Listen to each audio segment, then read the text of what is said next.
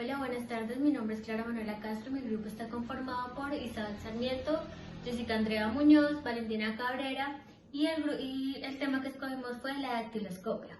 Bueno, se sabe que en la historia de la dactiloscopia, las impresiones de crestas papilares de fricción en la piel se han utilizado a lo largo para identificar e individualizar a cada ser humano. Se sabe y se tiene registro de que las primeras huellas dactilares encontradas se datan del periodo neolítico, en las cuales se encontraron fosilizadas en unas piedras, pero los especialistas dicen que eran una simple decoración de ese entonces. Más adelante, en el año 300 a.C., los chinos comenzaron a utilizar en sus documentos importantes, los cuales eran plasmados en madera y se les ponían en arcilla, para poder plasmar la huella dactilar y con esto se pudiera identificar a las personas que enviaban los documentos. Pero más adelante, en el año 105 después de Cristo, cuando se hizo la invención del papel, ellos siguieron utilizando el papel y las tintas para identificar a las personas en los documentos más importantes. Por ende, se le reconoce a la cultura china como la primera en utilizar la identificación a través de huellas dactilares. Bueno, tras muchos siglos, a pesar de saber que la cultura china ya utilizaba las huellas dactilares como forma de identificación de las personas en los documentos importantes, los europeos, o sea, los occidentales, se demoraron demasiado en encontrar una forma de identificar e individualizar a los seres humanos y utilizaban procedimientos muy rudimentarios como marcar la piel con fuego o amputar una extremidad, aunque esto era solamente procedimientos para personas categorizadas como criminales. Se sabe que gracias a Ni Miangru, en el siglo XVII, en 1684, él publicó el primer documento donde hacía las observaciones y categorizaciones de las crestas papilares. Más adelante, en 1687, el anatomista Marcelo Malpighi pudo observar detalladamente los lineamientos que se encontraban en las yemas de los dedos y así pudo profundizar en la investigación de las crestas papilares. Gracias a esas investigaciones, Sir Galton, a quien se le atribuye la mayor investigación de huellas dactilares, comenzó primero con estudios antropométricos, a los cuales se les categorizaba como lo más importante, ya que él miraba que la medida del ser humano en sus extremidades y todo no eran las mismas en todo el mundo. Así que este fue como el primer sistema de identificación.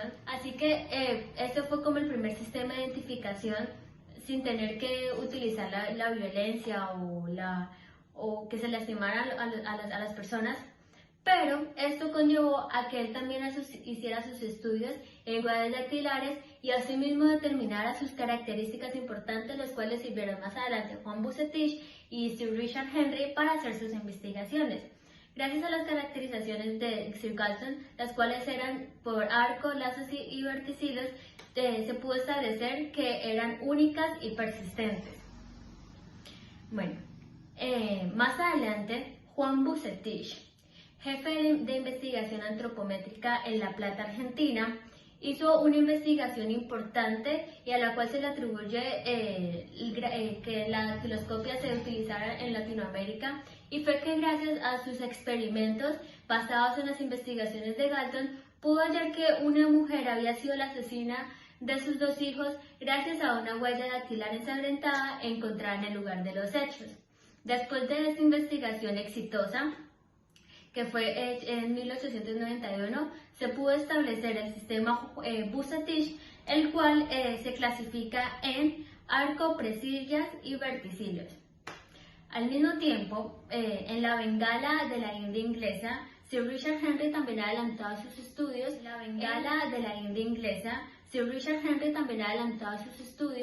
En dactiloscopia, los cuales también se basaban en todas las investigaciones de Sir Galton, y estableció su propio sistema llamado Henry, el cual más adelante se utilizaba en Colombia y se apoda el sistema Henry canadiense.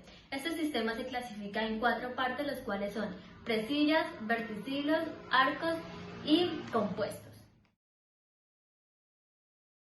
Colombia se estableció gracias a la Ley 31 de 1927 el sistema Juan Bucetich, ya que se le obligó a la ciudadanía colombiana a hacer su cedulación para poder identificarla e individualizarla. Pero más adelante encontraron el sistema Henry, el cual establecían que era mucho más completo y por lo tanto, gracias al decreto 2628 de 1951, se obligó a una nueva cedulación y así implementar este sistema. Este sistema al principio se llamaba Henry, pero gracias a unos arreglos que les hicieron los canadienses, los cuales fueron quienes trajeron este sistema a Colombia, se le apodó el sistema Henry canadiense. Bueno, en el marco jurídico encontramos que gracias a la Ley 38 de 1993 se unificó el sistema dactiloscópico de acuerdo al sistema de la Registraduría Nacional del Estado Civil y se obtenía que las huellas dactilares debían ser computarizadas y almacenadas en una base de datos. En el artículo 129 del Código de Procedimiento Penal encontramos que el registro debe ser obligatorio, el registro de personas vinculadas a un procedimiento penal, ya sea en calidad de indiciado, imputado y condenado. Y además, en el artículo 251 se establece que a través de las huellas dactilares es el medio con características morfológicas que será utilizado como método de identificación. Y aparte es el método de identificación más exacto que se encuentra en las investigaciones criminales. ¿Qué es la lofoscopia? Bueno, la lofoscopia es el estudio de los relieves epidérmicos que se encuentran en la palma de las manos, en la falange de los dedos de las manos, en las falanges de los dedos de los pies y en la planta de los pies. A través de estos relieves podemos encontrar que son únicos y son los que nos permiten identificar a cada ser humano. Ramas de la lofoscopia.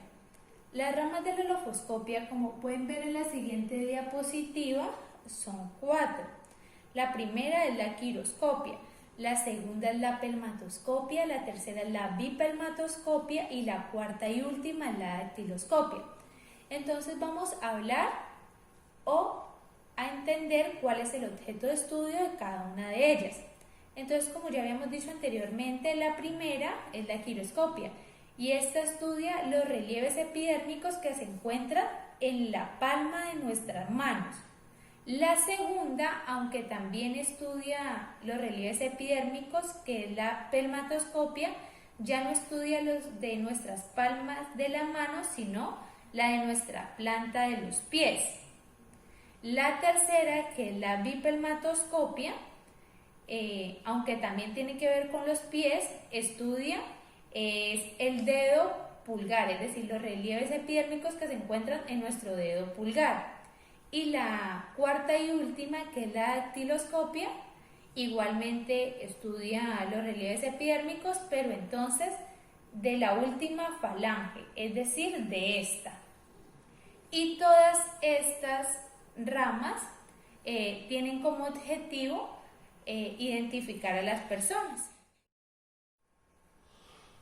Niveles de estudio. Es importante resaltar que la comunidad forense liderada por la Interpol ha determinado que el estudio dactiloscópico debe comprender 3 niveles, bajo el método ACEP, es decir, análisis, comparación, evaluación y verificación, para establecer fehacientemente la identidad humana. Por ello, el nivel número 1 corresponde al tipo de patrón dactilar, es decir, en este se observa si el dactilograma es exacto o no para un cotejo dactiloscópico. Para ello hay que observar los tipos de dactilograma y si son iguales o no, y si lo son, pues se puede proseguir al siguiente nivel. El nivel número 2 tiene en cuenta los puntos característicos de coincidencia y minucia, es decir, estos puntos característicos deben coincidir tanto morfológicamente como topográficamente. Es decir, nuestra huella dactilar está compuesta por un sistema que es marginal, basilar y nuclear. Y si yo tengo un punto característico, digamos como una delta o una bifurcación tienen que estar ubicados en el mismo sistema, ya sea en el nuclear o en el basilar, porque si en las dos comparaciones que yo estoy haciendo, en esta, digamos, tengo una delta en el sistema basilar y en esta en el nuclear, así sea una característica en común, pero están en sistemas diferentes, entonces no son iguales. Para considerar que un cotejo es positivo, aquí en Colombia se deben tener en cuenta como mínimo 10 características comunes. Sin embargo, debido a la evolución de la tecnología, asimismo surgió la necesidad de crear el tercer nivel, y este se encarga del análisis de la poroscopia y de las crestas, es decir, analiza los poros de nuestras huellas dactilares y las crestas. Lo que pasa es que actualmente, como todo ha ido evolucionando, la forma de delinquir también. Entonces han creado como una especie de sellos para falsificar las huellas dactilares. Por lo que copiaban las huellas dactilares, entonces cuando uno llegaba hasta el segundo nivel, pues uno encontraba coincidencias morfológica y topográficamente. Pero entonces cuando uno comienza a hacer un análisis más profundo en el tercer nivel, se da cuenta que hay algunas cosas que cambian entre una huella verdadera y una que ha sido plasmada por un sello. Porque en las huellas de sello, cuando uno mira las crestas, son completamente rectas. En cambio, en las verdaderas, cuando uno puede acercarlas y verlas por microscopios y eso, se da cuenta que ellas son como en zigzag. Y lo mismo pasa con los poros. En las huellas falsas, en los sellos, los poros se ven cerraditos, y en una huella real los poros se encuentran más abiertos. ¿Qué son las huellas dactilares? Es una estructura formada en la yema de los dedos por las crestas papilares que permanecen inalteradas para toda la vida en las manos de las personas, que a su vez funcionan como sistema biométrico. ¿Qué es biométrico? Bio significa vida y metron significa medida. Este significado alude a las características únicas de cada individuo. Propiedades de las huellas dactilares. De estas propiedades existen tres, que es la perennidad, la inmutabilidad y la diversidad infinita. La perennidad es la que se forman a partir del sexto mes intrauterino, y estas se descomponen están presentes hasta la descomposición de la piel.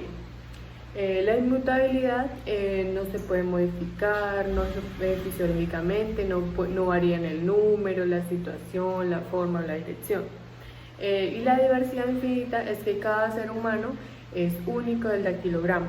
Incluso cuando hay gemelos o algo, no existe ninguna persona que tenga igual dactilograma o huellas dactilares a otra persona. Siempre es único e irrepetible. Tipos de dactilograma. Está el dactilograma natural, el dactilograma artificial y el dactilograma latente. El dactilograma natural es la que está formada por crestas papilares en nuestra yema de los dedos. Es la que normalmente podemos ver en las manos de nosotros o en la mano de los demás. El dactilograma artificial es el dibujo que aparece como resultado al entintarla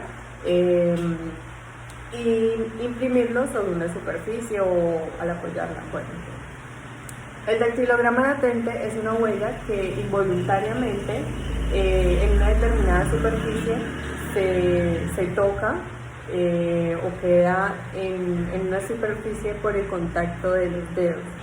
Esta es la que normalmente se encuentra en una escena de crimen y es extraída para realizar un análisis y determinar a qué persona pertenece. Sistemas papilares. Está el sistema basilar, el sistema nuclear y el sistema marginal. El sistema basilar es la que está en la parte de abajo, como una base, la que empieza del dedo, las crestas transversales desde la parte inferior de la yema del dedo y termina hasta el límite basilar. Está el sistema nuclear, que es la que está rodeada sobre el sistema basilar y el sistema marginal, que podemos ver en la diapositiva que el sistema basilar es la parte de abajo. Como se puede observar, el sistema nuclear es la que está en medio del sistema basilar y el sistema marginal. Como el sistema marginal son las crestas en arco alargadas que rodean el núcleo. Deltas. Están las limitantes, que son, como lo mencioné anteriormente, el basilar, el nuclear y el marginal. El basilar, como la base del triángulo, la que forma la delta. El nuclear es la parte externa del triángulo, la que más se acerca al núcleo. Y la marginal es la vertiente externa del triángulo, la que más se aleja del núcleo. Los tipos de delta. Por su forma están los triangulares y los de trípode. Los triangulares pueden ser abiertos o cerrados y los de trípode pueden ser largos o cortos. Los deltas pueden ser mononucleares, que son de un solo núcleo, y los binucleares, que son de dos núcleos. En los mononucleares están los alciformes, que son con forma de una sola asa, y los verticilares son de forma redonda o en espiral. Los binucleares están los verticilares, que son dos núcleos redondos, los bialciformes, que son dos núcleos en forma de asa, y los mixtos es cuando hay uno de cada tipo. Teniendo en cuenta que el punto central del núcleo es la cresta más interna del núcleo. En continuidad con la exposición, seguimos con los sistemas de clasificación del dactilograma. Delta es una figura triangular formada por el sistema basilar y sistema marginal. Adelto no posee ni un núcleo ni una delta. Dextrodelto posee una delta a la derecha del dactilograma y los sinixtrodeltos también poseen una delta pero a la izquierda del dactilograma. Bideltos que poseen dos deltas. Hay algo muy importante y son los puntos característicos del dactilograma. Esto es singularidades papilares únicas de cada individuo. Su importancia radica en que se pueden realizar cotejos y de esa manera identificar a una determinada persona. Los puntos son islote, punto, cortada, horquilla, encierre, bifurcación, empalme o doble bifurcación. También hay que entender la nomenclatura de los dedos, donde se inicia con la mano, la enumeración de la mano derecha, siendo el pulgar número 1, se enumera y culmina con el auricular, dedo auricular número 5. Se continúa con la mano izquierda, donde el pulgar es número 6 y se culmina con el dedo auricular número 10. En cuanto a las falanges, existen 3 falanges divididas en nuestro dedo, donde la primera es la falange proximal, segunda falange medial y la última falange distal, que es donde como tal se encuentra nuestra huella, nuestro dactilograma. En cuanto a los aportes tecnológicos, hay que destacar el gran aporte que realiza al mundo judicial. Un ejemplo de ellos es el AFIS, que es un sistema automatizado de identificación de huellas dactilares, ya que permite como tal los datos lofoscópicos y el cruce de estos entre varios países. El AFIS se divide en dos, el AFIS civil y el AFIS criminal. El AFIS civil tiene que ver todo lo relacionado a los sistemas de registro de población y antecedentes de identidad, mientras que ya el AFIS criminal ya tiene que ver con el manejo de fichas de dactilares y de las huellas latentes o huellas que son encontradas en el lugar de los hechos. Este software o sistema no permite, digamos, operar o modificar o alterar las huellas, porque no es una fotografía, sino una colección de coordenadas que pues mediante fórmulas matemáticas compara, calcula el porcentaje de coincidencia. Es un sistema especialidad, obvio, de identificación de alta seguridad. En los puntos, digamos, cruciales es la exploración de las huellas latentes.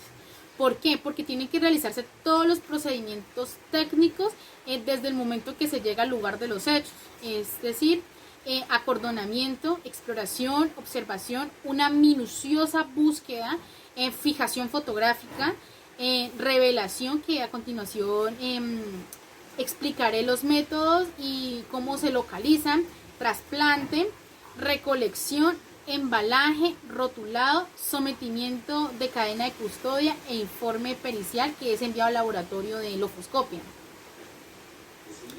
En cuanto a la localización de las huellas dactilares, hay que tener en cuenta que el investigador juega un papel importantísimo, porque tiene que meterse en la piel del criminal, ¿sí? Observar minuciosamente y tener en cuenta los posibles lugares donde el criminal o delincuente pudo haber dejado la huella dactilar y realizar una respectiva localización, que va desde el sistema binocular de exploración, que es el más básico, que se genera con un enfoque de luz o también una linterna, también comúnmente llamada, y se puede determinar, digamos, también como luz oblicua o rasante, que ya tiene que ver con los ángulos en que se observa determinado material, hasta lo más tecnológico, que ya tiene que ver con equipos, técnicas a láser, equipo de crane de localización, que ya tiene que ver con lentes de 60 milímetros o En cuanto a la revelación, hay que destacar los reactivos químicos, y voy a pronunciar los que más son utilizados, aunque existe una alta gama de estos materiales. Negro humo es utilizado ya que es un material que se adhiere fácil a la huella latente y no al fondo de la superficie, o sea, facilita la labor en cuanto a la revelación. El polvo blanco, que es también muy importante porque esta se aplica en superficies oscuras y permite una fácil visibilización de esta.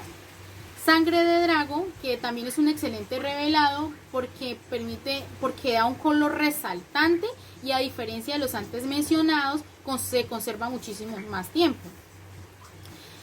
Los polvos magnéticos también son muy utilizados, y en esta se requiere una menor cantidad de reactivo de aplicación. Los elementos que se utilizan para poder obtener estos materiales va relacionado con brochas de revelado lofoscópico, tales como la fibra de vidrio, la brocha de pelo de camello, o aplicador, que tiene que ver ya con el polvo magnético. En cuanto a las diversas formas de revelado y poder